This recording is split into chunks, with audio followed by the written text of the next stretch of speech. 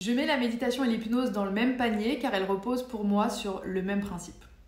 Le but de ces deux pratiques est de passer d'un état conscient où le mental est aux commandes à un état semi-conscient où le mental se tait et où on peut alors laisser entrevoir l'inconscient de la personne et lui parler directement. C'est ce qui s'appelle un état de transe. Alors ce mot peut faire peur, mais je te rassure, la transe est un état que tu connais déjà par cœur.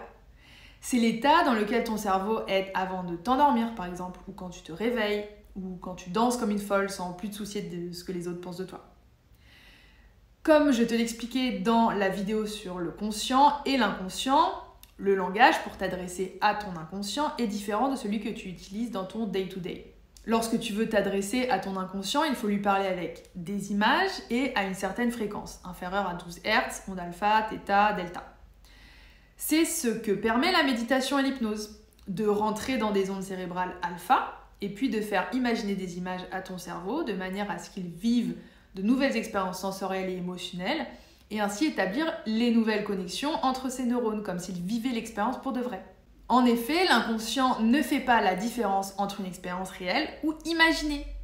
La preuve en est, par exemple, quand tu imagines que tes parents sont morts dans un accident de voiture, ton rythme cardiaque s'accélère, les larmes te montent aux yeux, ta poitrine se serre, etc. alors qu'il ne s'est rien passé dans la réalité.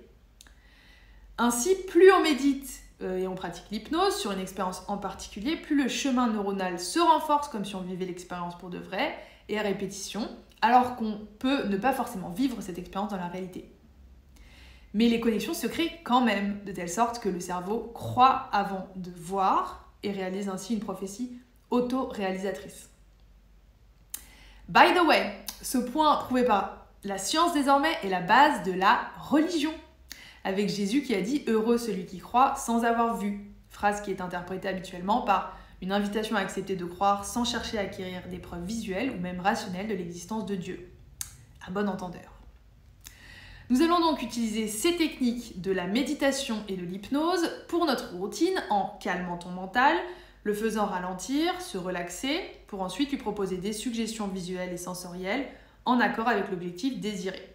Comme toutes les techniques utilisées ici, il est important de comprendre que le mental peut ne pas comprendre consciemment ce qui est fait et avoir l'impression que ça ne fait rien du tout, ça ne marche pas sur moi, etc.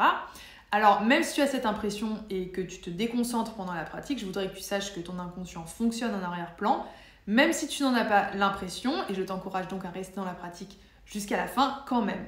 Ton inconscient va digérer les informations et les effets peuvent apparaître plus tard.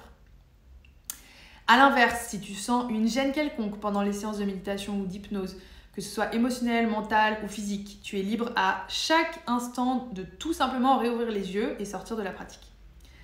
Également, si tu n'adhères pas à une image ou un mot en particulier que j'utiliserai, tu peux à tout moment refuser ou modifier l'image et le mot pour en utiliser un autre. Et enfin, sache que je vais utiliser des techniques d'hypnose pour convenir au plus grand nombre, ce n'est pas du one-on-one, donc ça peut ne pas te convenir ou ne pas te rendre réceptive. À ce moment-là, je t'invite quand même à te détendre et à écouter d'une oreille, car ton inconscient va quand même capter des informations.